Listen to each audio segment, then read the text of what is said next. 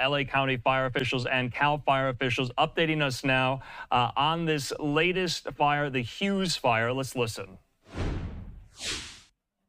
To the joint press conference for the Hughes Fire, we're going to announce Chief Maroney. He's going to start it off, and then he's going to subsequently, they're going to announce each other. We have Fire Chief Maroney, Sheriff Robert Luna, Chief Robert Garcia, Joe Tyler, and the Mayor of Santa Clarita, Bill Miranda. We'll start this press conference off with Fire Chief Anthony Maroney. So good evening.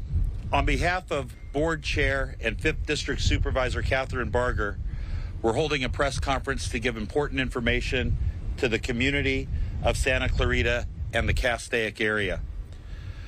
I am Anthony Maroney, Chief of the Los Angeles County Fire Department. The Hughes Fire is now estimated to be over 9,400 acres with 0% containment, with no structures reported damaged or destroyed.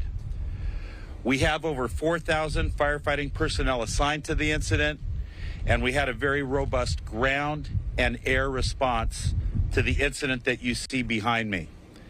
The LA County Fire Department is in unified command with the Angeles National Forest, and we are getting assistance from our state partners at Cal Fire.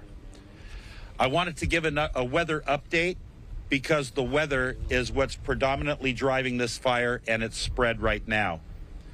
The National Weather Service has extended the red flag warning through 10 a.m. on Friday for most of Los Angeles and Ventura counties. Light to moderate Santa Ana winds will continue tonight and into Thursday. The situation remains dynamic, and the fire remains a difficult fire to contain, although we are getting the upper hand. I would now like to invite up Los Angeles County Sheriff Robert Luna to give an update on evacuations and the closure of the I-5. Thank you. Good evening to everybody, and thank you, Chief Maroney. So for us, obviously in unified command with our partners at the fire department from the very beginning of this fire incident. And right now, the numbers that I have is that we have approximately 31,000 people who are affected by our evacuation orders. Another 23,000 that are impacted by evacuation warnings. Along with the work that our deputies have been doing, and you've seen them going from neighborhood to neighborhood, making sure that we are protecting the neighborhoods to make sure nobody gets hurt, traffic ingress and egress, and also, unfortunately, when we talk about fires, our staff knows that immediately they start what we call looter suppression, just to make sure that no one's coming into the area to take advantage when people are evacuating their homes. So I want to make sure people know that if you leave your homes, there will be additional deputies working out there in the neighborhoods to make sure your homes are safe. In regards to staffing, we are staffing up. You hear sirens in the distance. They're not only fire apparatus, but you see deputies coming in from different parts of the county. You see our incident management team over my left shoulder setting up with the big trailers that will assume responsibility for this incident from the Sheriff's Department perspective, and again in unified command with all of our partners. We have what I estimate well over 400 personnel total regarding this incident and managing other incidences around the county of Los Angeles. I do want to bring your attention to the fact that during this incident, one of the areas that initially was an evacuation warning that did turn into an evacuation order was our Pitches Detention Center, which is not too far from here. The Pitches Detention Center has actually 3 different facilities. One of the facilities was evacuated. In discussing this with our partners from the fire department who are experts in this area, they recommended and we agreed that the one facility, PD South, would be evacuated. that had approximately 476 inmates. We moved those inmates to another facility on the campus. The other two campuses are structured much better than the one that we evacuated from. But total on the entire campus, we have approximately 4,500 inmates, a little over that. We do have a plan in place in case the fire conditions, our fire partners would advise if it gets worse, whether it's wind, whatever that may be, a plan in place to evacuate the rest of the inmates on the entire facility if we absolutely had to. Other than that, it's a newer incident and it's evolving. It's going to change. We're ready for just about anything, which, by the way, includes being prepared for any other incident that would break, God forbid, anywhere in the county of Los Angeles. I do want to report that the 5 freeway has been closed, but I'm told that after this press conference, for a variety of reasons, we will reopen the freeway so that people can go back and forth. Again, I do want to reiterate that if you do not live in this area and you're following the smoke, you want to go see what the firefighters are doing, turn on the television set. Do not drive into these areas. You are impacting the ingress and egress of emergency vehicles. We don't need more traffic. We want less traffic. We don't want you walking around in the impacted areas to impact the community members who live here. And with that, I'm going to introduce Chief Robert Garcia from the U.S. Forest Service. Good evening. Just want to first say thank you to Sheriff Luna and Fire Chief Maroney and Director Joe Tyler for the partnership. This incident started out in the early part of the day, as Chief Maroney indicated, and this is in a mutual threat zone, so Los Angeles County Fire Department and the Angeles National Forest entered into unified command right away. And I also want to say how extremely proud I am of the way our responders moved into this area and established command and really established some incident objectives working together. The conditions that we're under aren't as severe as what we've been facing over the last week or two. But what you saw today is indicative of the conditions that we're in terms of the vegetation. So although we're not under a particularly dangerous situation in terms of the wind, our wildland fire condition is critical. Absent wind, the fire is going to move through the vegetation like you saw today with the slope and chasing fuel. Very dangerous conditions as to what led to the U.S. Forest Service closing all of the Angeles National Forest, and this is exactly an example why. The other thing I want to offer in terms of resources, I hope that all the citizens here in the area are proud of the pre-positioning and the robust response. This area always sees a robust response in the mutual threat zone, but our incidents between the Eaton, the Palisades, our local mobilization centers, our pre-position resources put us in a position for multiple waves of surge resources, both engine crews on the ground, hand crews, bulldozers, and aircraft. And so the response you see is a result of the local cooperation and the local pre-planning in the geographic area, not only within the LA area, but also with our partners in the state of California to ensure that we are prepared for what we're now facing. With that, I'm going to turn over the mic to the director of CAL FIRE from Sacramento, Director Joe Tyler.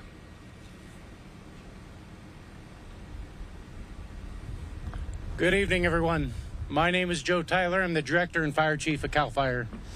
Normally, my office is located in Sacramento, but I have found the need over the last 2 weeks to spend my time here in the greater Los Angeles area.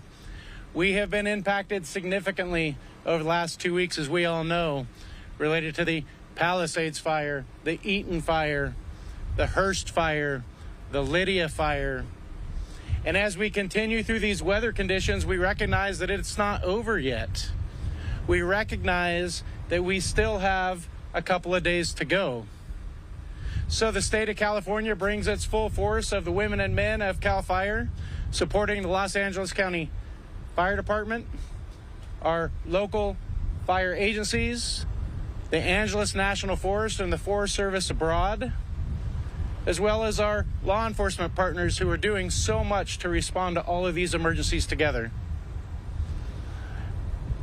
Cal OES has utilized funds to bring together pre-positioned resources across Southern California. And the California National Guard has located aircraft, both rotor wing helicopters and fixed wings mobile or modular MAFS units to be able to supplement the air tankers that we have here available locally. This fire had a robust response today. And as you can see behind us, the responders are doing great work to try to contain this fire. Certainly, we are not out of the woods yet. It is important to take heed and caution and follow the directions of local law enforcement and your first responders as they are asking you to evacuate the area. Doing that will allow our fire resources to be able to conduct perimeter control and extinguish the flaming front of this fire. Many times we find ourselves trying to rescue evacuees. But today, the community heeded that lesson and many evacuated the area, allowing them to fight the fire. We will continue to be here to support, not only now, but as we move into the next phase with the potential of rains coming forward and trying to mitigate the landscape to avoid debris flows and flooding. We will be here for you. I want to take the opportunity now to invite the Mayor of Santa Clarita, Bill Miranda, to the podium.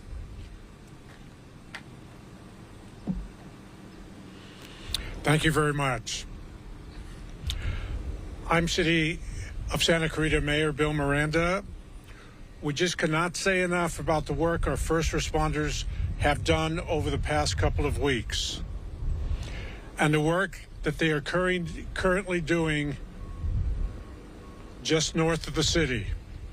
In the wake of the devastation that tore through Los Angeles, claiming homes and lives, understandably, everyone is on heightened alert and all too aware of the damage these fires can cause. I want to reemphasize the importance of listening to our first responders and paying attention to the emergency alerts. If your area is under evacuation warning or order, please, if it's a warning, prepare to evacuate. If it's an order, evacuate now. Don't wait 10 minutes and see what's going to happen. Nothing's going to happen. Nothing's going to change in 10 minutes. We want you to evacuate now. Do not hesitate. Do not stay. Grab the necessary items and leave as quickly as you can. And when we mention grab the necessary items, we're talking about critical papers or critical medicine that you may need. We're not talking about packing a suitcase. We're talking about packing a backpack and having it ready. We can imagine the stress and extreme conditions our first responders have been under during this unprecedented time. Do your part to help them. And the best way you can do that is to evacuate.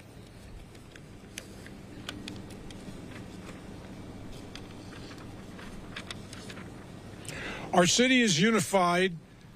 Our city is in unified command with the Los Angeles County Fire Department and the Sheriff's Department. We're working together to ensure that our residents are safe and minimize potential damage to homes and businesses. All city recreation and community services have been canceled for the rest of the day. Our Santa Clarita transit buses are running behind schedule because of the traffic due to the evacuations. I encourage all of you, if you are safe, not in an evacuation zone, please stay home and off our city streets. We need our streets open for evacuees to safely leave and for first responders to get in. Please do your part to help these fighting the Hughes Fire. I want to end with our heartfelt thanks to the firefighters, the Sheriff's Department, deputies, and other first responders. Your efforts have been nothing but heroic. From the city of Santa Clarita, we say thank you.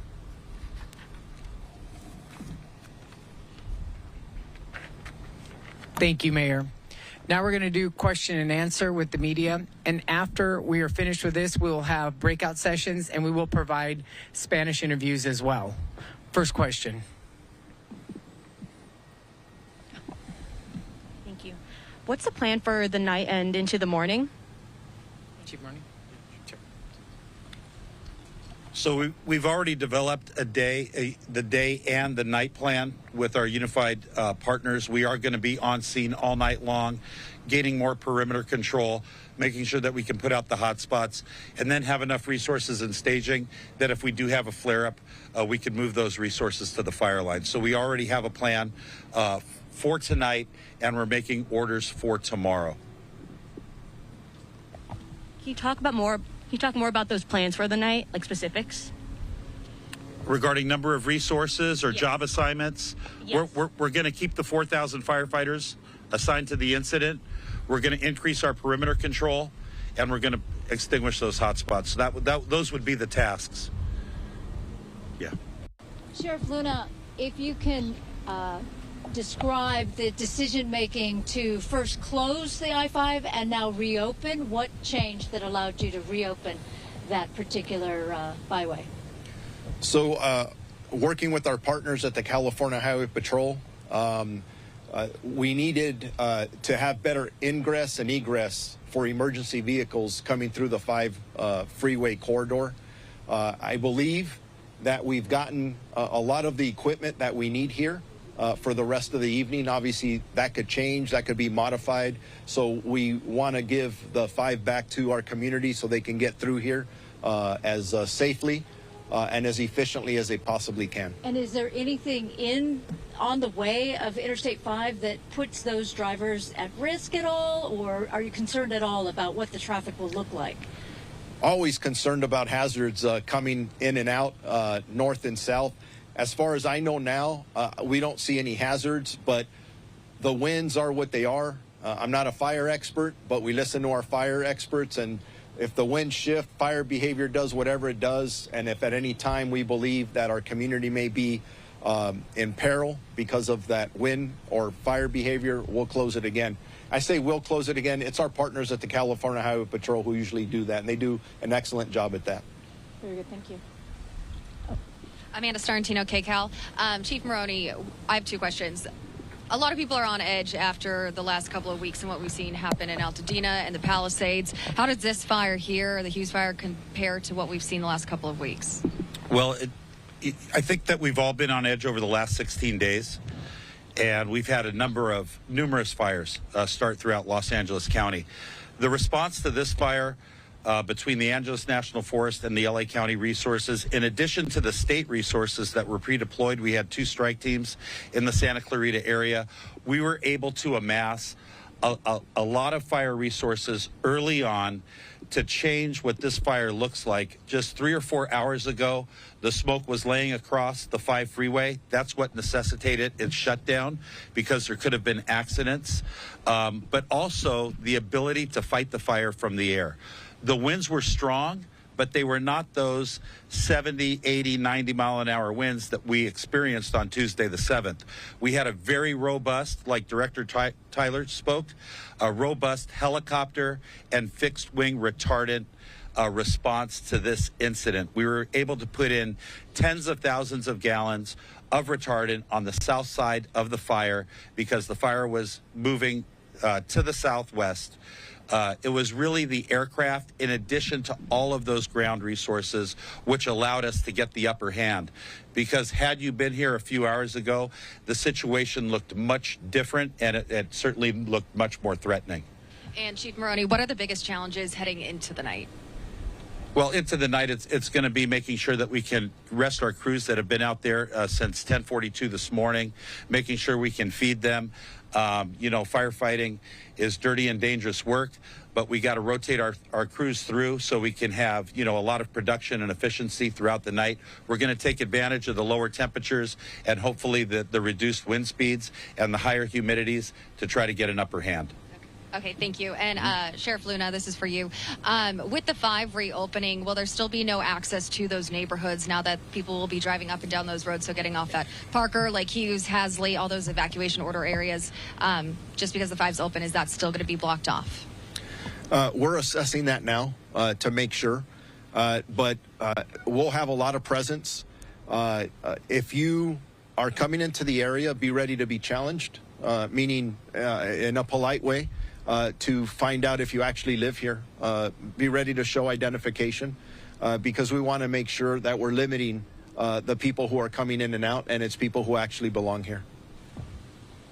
I guess this question might be for you, Sheriff, since you guys handle evacuations. I'm Craig with KNX News. When it comes to the idea of evacuation, some people are stubborn, they don't want to go. Have you seen a change in attitude with this fire and now because of the terrible devastation, the death toll, and the fact people are panicked because of the Eaton fire and the Palisades fire? I haven't received that assessment yet, but I will in the next couple of hours to see how we did on this one. Our deputy sheriffs do amazing work. And yes, whether it was the Palisades fire in Malibu Lost Hills for us, and the Eaton fire in Altadena, our deputies' jobs are very difficult. There are times where people challenge them. They get evacuation orders, and they refuse to leave. They think that they're going to be okay. I know I told the story earlier of a situation in the Altadena area where we were directing people to evacuate, and they refused to, and the deputy felt that they were in such danger that he actually threatened them with arrest. There was an argument between a wife and a husband. Wife saying, hey, we should listen. They listened, they left, and they are now crediting the deputy sheriff for saving their life because that house and neighborhood completely burned down. Those are the challenges that we face, but you've heard it here over and over, and really the message is simple. If there's an evacuation order, please leave. Do not put your life at risk. Do not put the life of first responders at risk. It's not worth it. And I'm even pushing it that if you're in an evacuation warning, you should also leave. Gather your most important items, medicines, important paperwork, pets, chargers for your phone, and get out of the area. Don't sit there and argue. It is not worth it.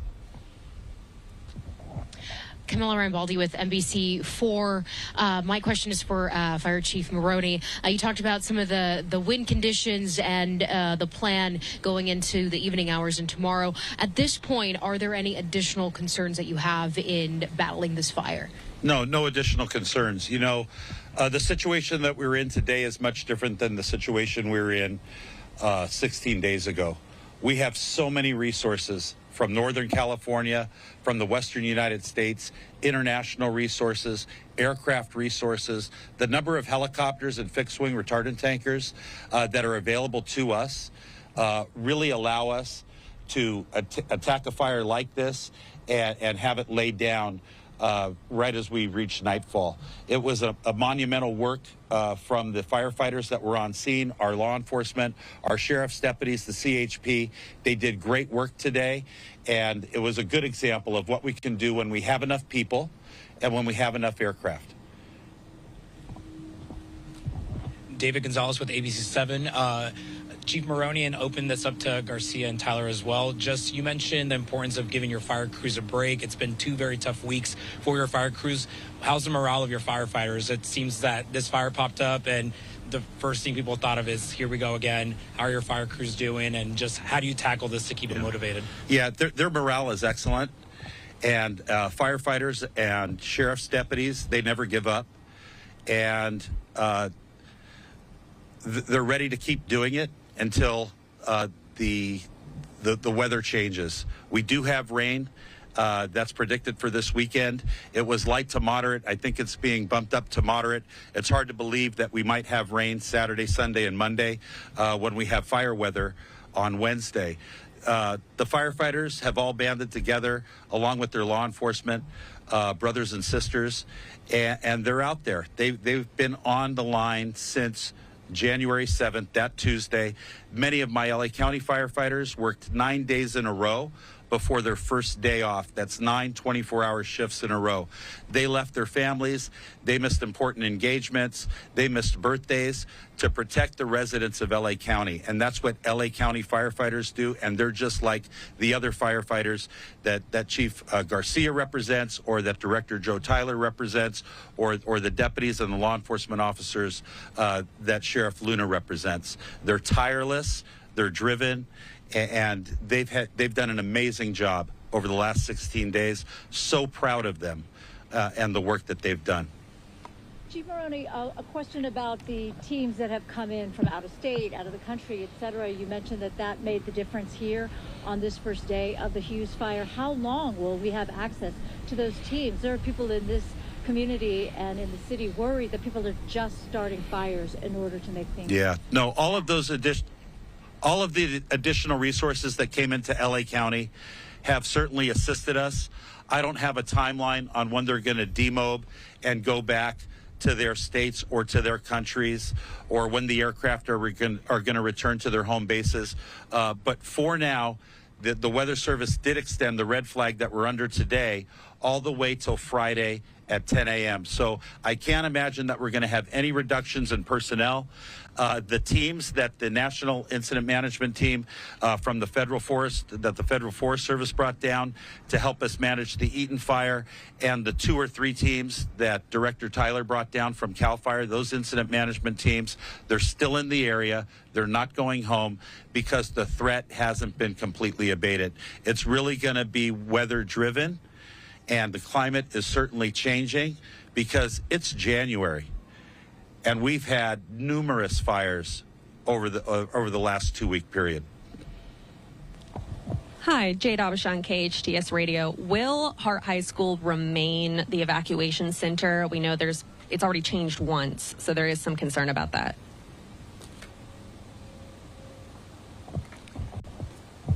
If it's okay with you, let me follow up with you just to make sure. I know we use that immediately.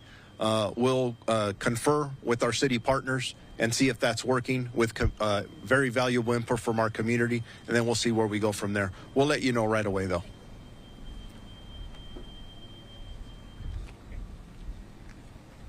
Okay, that concludes the question and answer portion of this press conference. We will break out. There's PIOs from Los Angeles County, Angeles National will be around to answer your questions. Thank you all for coming.